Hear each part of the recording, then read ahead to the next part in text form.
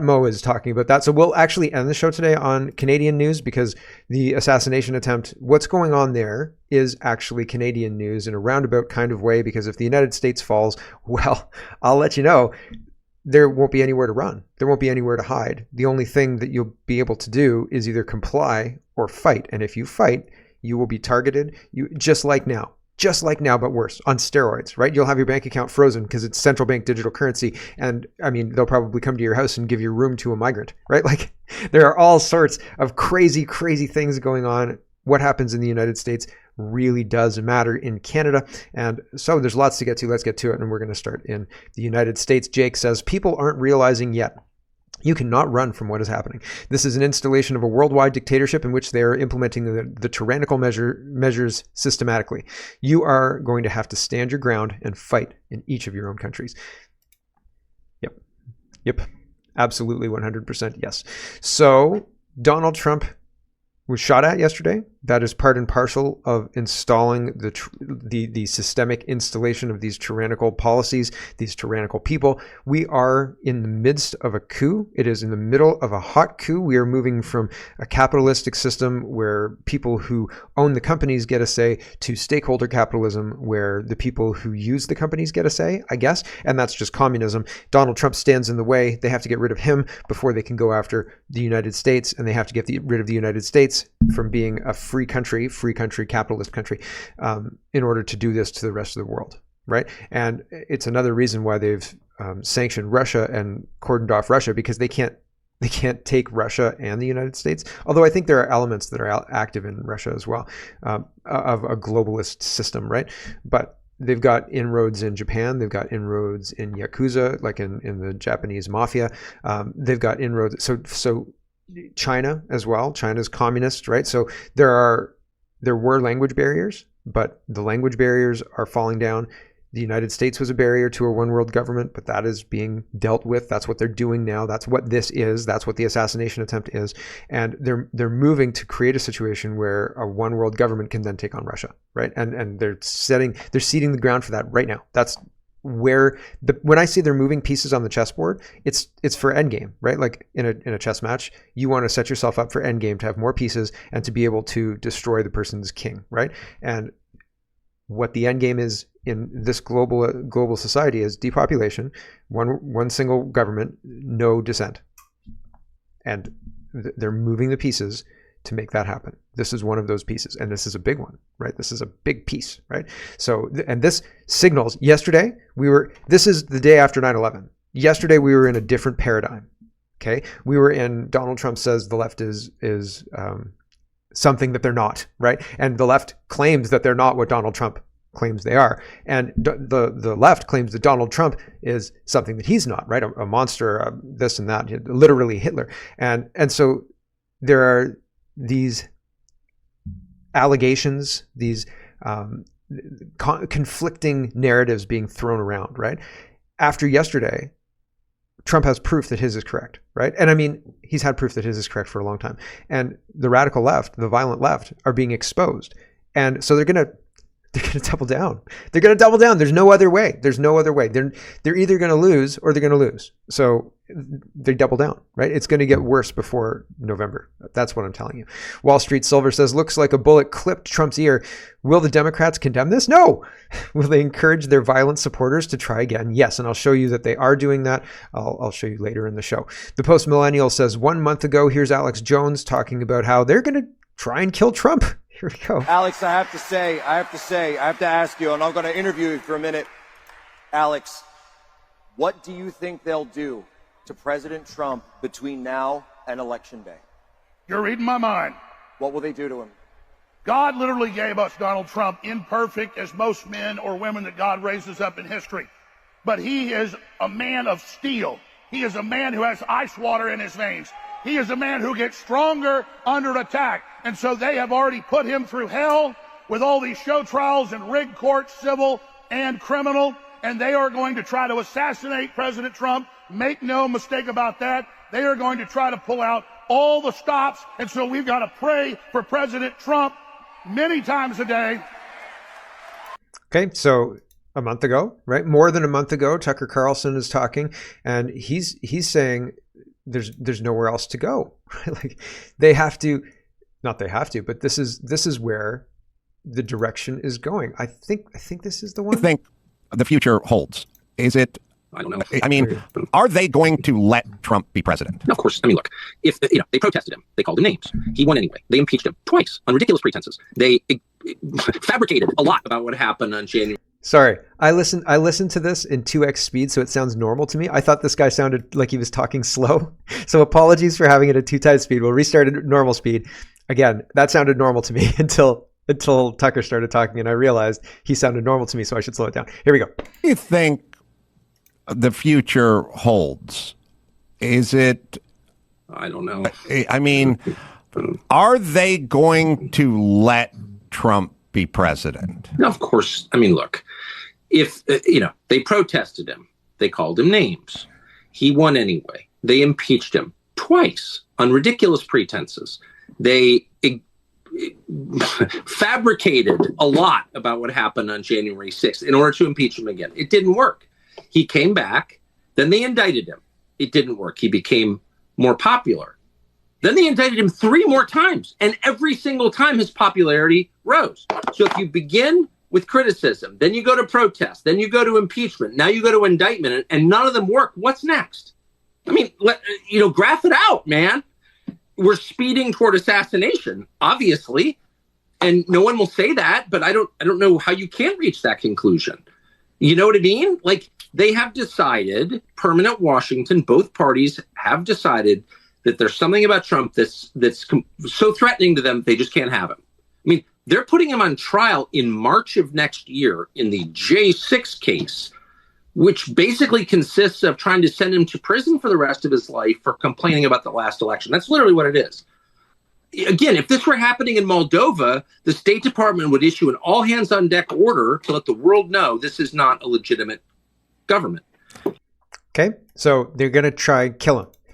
Whole bunch.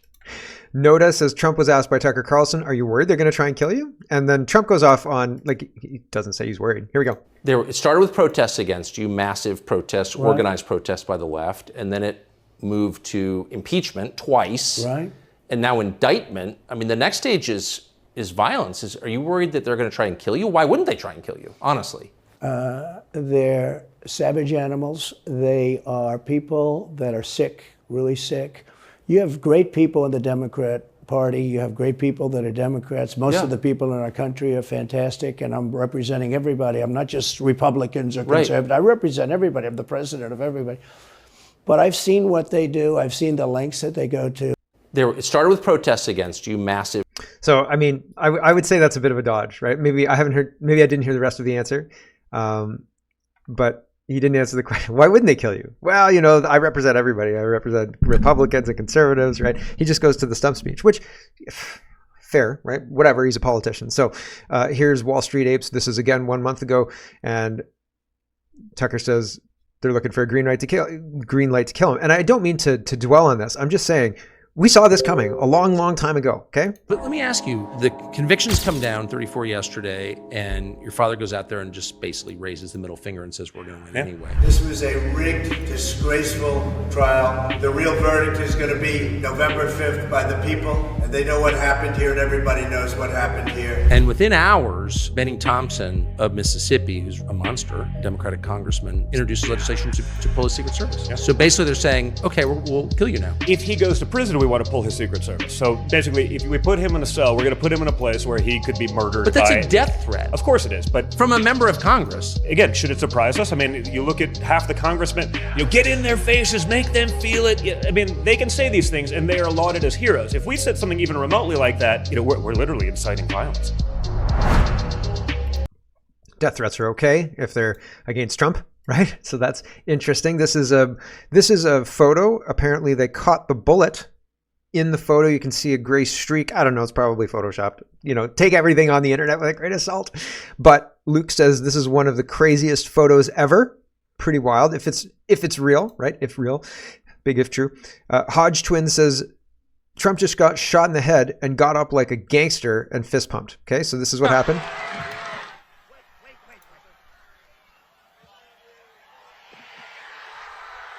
He's saying fight.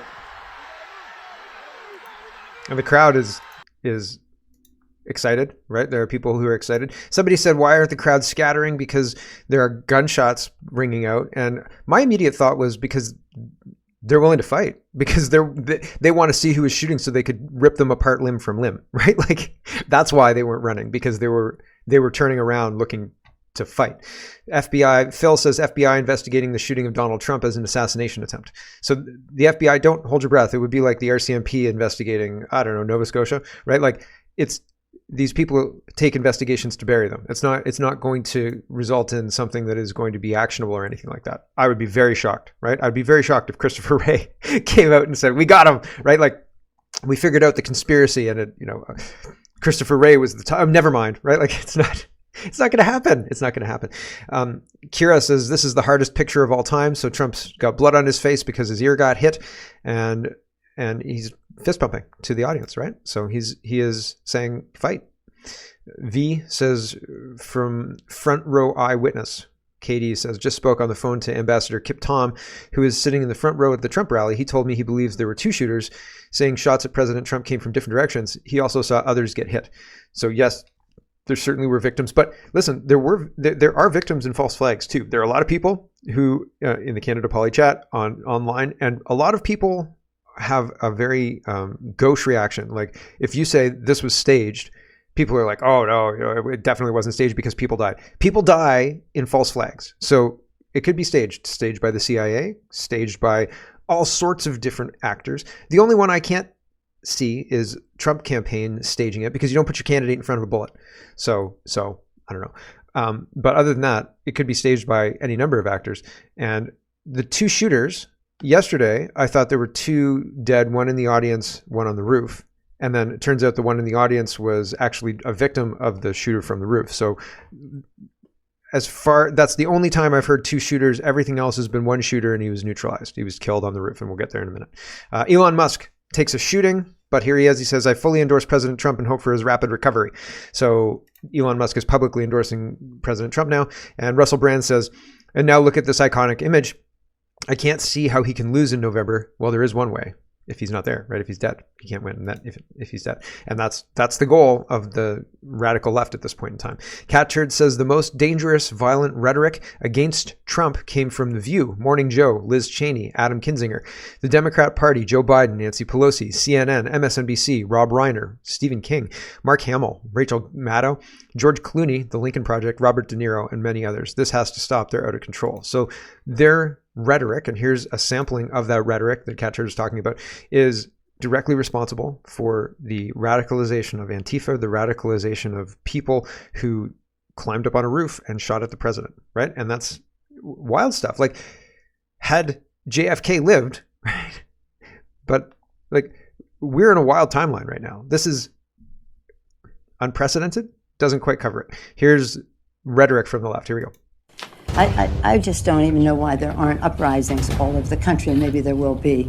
People need to start taking to the streets. This is a dictator. You know, there needs to be unrest in the streets for as long as there's unrest in our lives. Enemies of the state. Show me where it says that protests are supposed to be polite and peaceful. Do something about your dad's immigration practices, you feckless. When they go low, we kick them. How do you resist the temptation to run up and wring her neck? The biggest terror threat in this country is white men, most of them radicalized right up to the right. I thought he should have punched him in the face. I said, even if you lost, he insulted your wife. Yes. He came down the escalator and called Mexicans rapists and murderers. He said, well, what do you think I should have done? I said, I think you should have punched him in the face and then gotten out of the race. You would have been a hero. I'd like to punch him in the face. I said if we were in high school, I'd take him behind the gym and beat the hell out of him. Punch some people in the face! When was the last time an actor assassinated a president? They're still going to have to go out and put a bullet in Donald Trump, and that's a fact. Look. Right? So they went from go punch him in the face to, you know what, we actually just have to kill him. Like, and it didn't take very long. Do you remember this? The Patriot Voice says, is this you, Sky News? Because there's a whole bunch of people yesterday. Again, Sky News suggesting this was some kind of staged event, right? HuffPost says Supreme Court gives Joe Biden the legal okay to assassinate Donald Trump. Something is wrong when dissenting justices warn that the majority may have just legalized murder by one individual, says legal expert. So this is Trump getting what's the word? The immunity for decisions while in office. Sorry, immunity was eluding me. Russell says, one interesting observation is that this is the first high-profile shooting in which, in my memory, where Democrats weren't immediately talking about how we need more gun control. Right? Interesting there. Libs of TikTok shares this. Jacqueline Marshaw says, I don't condone violence, but please get you some shooting lessons so you don't miss next time. Oops, that wasn't me talking. And so Libs of TikTok says, staffer for Congressman Bernie Thompson, Democrat, Missouri, I think. JD Vance is talking about this. He says that today is not just some isolated incident. The central premise of the Biden campaign is that President Donald Trump is an authoritarian fascist who must be stopped at all costs. That rhetoric led directly to President Trump's attempted assassination. Pretty crazy stuff. Dr. Joseph says, Tulsi's analysis is brief but brilliant. Trump should make her his VP candidate beyond doubt. I don't know about that. Anyway, Tulsi says, the assassination attempt on President Trump is a logical consequence of repeatedly comparing him to Adolf Hitler. After all, if Trump was another Hitler, wouldn't it be their moral duty to assassinate him? So and if you actually go read the history that was written then by people who are not ideologically captured by our current modern rewriting of history group of people, she would understand some things. But anyway, regardless of all of that, if you paint somebody as the devil, if you paint somebody as evil incarnate, and then they go out and shoot at him, you might be partially responsible for telling them that this person was evil incarnate and deserved to be punched in the face, shot, we've got to go kill him, blah, blah, blah, blah, blah, blah, blah, put him in the bullseye, all that stuff. That's radicalizing. If the right was saying that, the left would say, you can't say that, and then they'd use your YouTube videos or whatever it is, and then they'd crucify you, right? Figuratively, not quite literally yet. We're not there.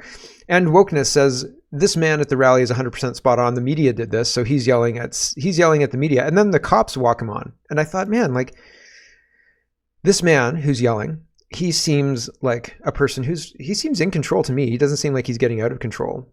But the cops show up to stop him. And it's one of those things that said to me, infantilization of our society. Because in a society of men, if somebody called you out like this and you were the person doing it, it might end up different, right? You might feel inclined to defend yourself, right? This guy's called out your honor. You did this through your lies, your rhetoric, et cetera, et cetera. And like, there might be a solution that is much quicker than the police coming on and saying, all right, buddy, move along, et cetera. Now, I'm not talking about like everything should go down to fisticuffs or anything like that. Not necessarily. But the checks and balances in our society have been perverted to the point where if you have a genuine, legitimate concern, you can't address it with somebody because it might come to blows. And like, that's not a great place to be, right? You remember what you caused. This is your fault. You. This is your fault. Every last one. This is your fault. It is your fault. This is your fault. You. Easy. This is your fault. I got you. Easy. Thank you, sir. Your fault. This is your fault. You. Right? Is that? I mean, on one side, you don't want people getting out of hand and blah, blah, blah, blah, blah. And it was good that the cops could just walk up and move them on and so on and so forth. But at the same time, how do you solve issues? How do you solve problems? How do you stop an entire manufactured narrative from being produced when you can't call people out on their lies? So it's a bit of a problem. Let's talk about the Secret Service and how this is similar to President JFK being assassinated. Resist CBDC says, just a reminder that November 22nd, 1963 was a coup. This is what the intel community does to any politician anywhere that doesn't toe the line. So you get in and you have a meeting and you better do what you're told, or else what? Or else they kill you, right? Wall Street Silver says, how on earth was there not Secret Service on that roof? This is insane. Everyone connected to security planning on this event needs to be investigated. This convinced me even more that the government was involved. So CIA was running this, right? Secret Service was running this. Tenet Media says this is one of the new leaders of the Secret Service. Quote, I look forward to a day where diversity is just a part of the agency and it's not even thought about. Secret Service Director Kimberly Cheadle boasts about the Secret Service's commitment to DEI and leadership. So here we go. So I think this agency does an extraordinary job of developing leaders. From a very early stage, we hire agents and officers, and we put them in positions of authority, and we enable them to make decisions. And that does develop some great quality leaders, and our agency is full of them. And I look forward to a day where we're able to talk about this agency and whoever is leading this agency and not have to distinguish, they're the second female or the fifth or the sixth, and that diversity is just part of this agency, and it's not even thought about. So I think this agency... Right, just diversity hires abound, right? It's quite... Rosie says, if only you knew how bad things really are. I saw some footage, actually, and I don't have it, unfortunately, but I saw some footage of the Secret Service trying to respond to at the Trump rally, and they didn't look competent. It looked very clumsy. Here's the Post-Millennial. They say the Secret Service boasts Kimberly Cheadle is very proud of her priorities, diversity hires, and YouTube influencers. So here's just another minute of what the Secret Service is focusing on.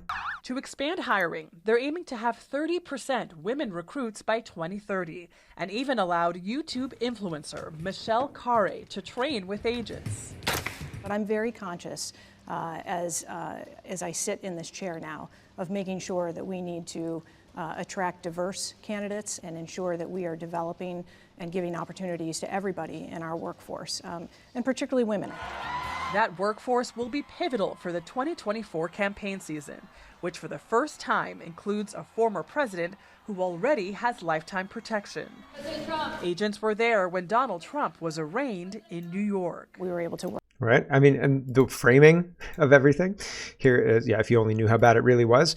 Here is Coro, and he says, okay, this is weird. This close-up of the counter sniper shows something else. He clearly already had the sniper in his sights. For whatever reason, they waited for him to take the shot before taking him down. Also, what's with the red Kabbalah string on his hand? Interesting, right? Here is the Post-Millennial. Snipers engaged the shooter who tried to assassinate Trump. And that's a little bit old, that chart's a couple of months old, and if you want to really see something that's said, take a look at what happened. Crazy stuff, right? Absolutely crazy. Jack Pozo says, how is a sniper with full rifle kit allowed to bear crawl onto the closest roof to a presidential nominee? Great question. Really, really good question. The coffee drinker says, this is the chief of communications for the Secret Service. They called it an incident. So Anthony is the chief of communications for the United States Secret Service. He says, an incident occurred this evening, or the evening of July 13th at a Trump rally in Pennsylvania. The Secret Service has implemented protective measures and the former president is safe. This is now an active Secret Service investigation, and further information will be released when available. I don't know if Secret Service passed off to the FBI or if Secret Service investigates simultaneously, like they have an investigation, the FBI has an investigation. I have no idea how the ins and outs or how that works, but interesting, right? So all of this is interesting. Ed N. Wokeness says, breaking, Eyewitness tells BBC that he informed police, Secret Service, about a suspicious man on the roof with a rifle. He was ignored. Here we go. And watch and listen to the rally, right? We couldn't see him, but we could hear him. So we walked up, and probably 5 to 7 minutes of Trump speaking. I'm estimating here. I have no idea, But we noticed a guy crawling, bear crawling up the roof of the building beside us, 50 feet away from us. So we're standing there, we're pointing at the guy crawling up the roof. And he had a gun, right? He had a rifle. A rifle. We could clearly see him with a rifle. Absolutely. We're pointing at him. The police are down there running around on the ground. We're like, hey man, there's a guy on the roof with a rifle. And the police are like, huh, what? Like they didn't know what was going on. We're like, hey, right here on the roof, we can see him from right here. We see him. He's crawling. And next thing you know, I'm thinking to myself, why is Trump still speaking? Why have they not pulled him off the stage? I'm standing there pointing at him for, 2-3 minutes. Secret Service is looking at us from the top of the barn. I'm pointing at that roof, just standing there like this. And next thing you know, 5 shots ring out. So you're certain that the shots came from that guy on the roof? 100%.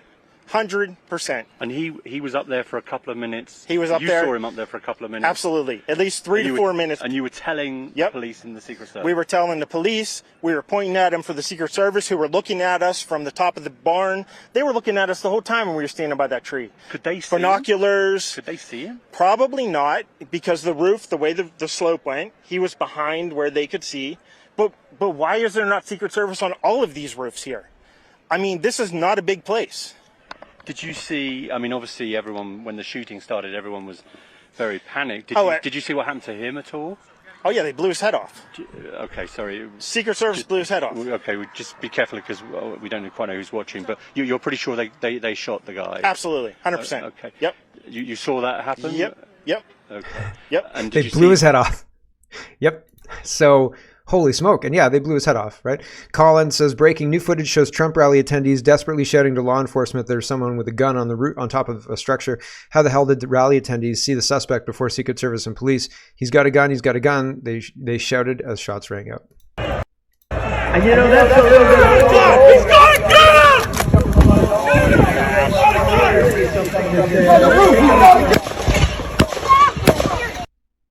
So there you go. Graphic warning video showing the shooter dead on the rooftop. So just after, I think you can see the guy from the BBC interview right at the beginning. Oh, maybe not. I thought it was right. I thought it was right there. The guy there. But yeah, he's dead. That's the shooter. That's the one. One shooter. I think they hit him because the guy is. So pretty crazy, right? Donald Trump says, I want to thank the United States Secret Service and all law enforcement for their rapid response on the shooting that just took place in Butler, in Pennsylvania. Most importantly, I want to extend my condolences to the family of the person at the rally who was killed and also to the family of another person that was badly injured. It is incredible that such an act can take place in our country. Nothing is known to me about the shooter, who is now dead. I was shot with a bullet that pierced the upper part of my right ear. I knew immediately that something was wrong in that I heard a whizzing sound, shots, and immediately felt the bullet ripping through the skin. Much bleeding took place, so I realized then what was happening. God bless America. So there you go. Hello everyone, thanks very much for watching. This is just a short version of a longer show. If you'd like to get the whole show, you can go over to CanadaPoly.com and sign up for a subscription. Just look in the drop-down tab for Shop and Donate and look for subscriptions, and you'll get immediate access to the full show. Love to see you. Thanks for watching, everybody. Have a wonderful, wonderful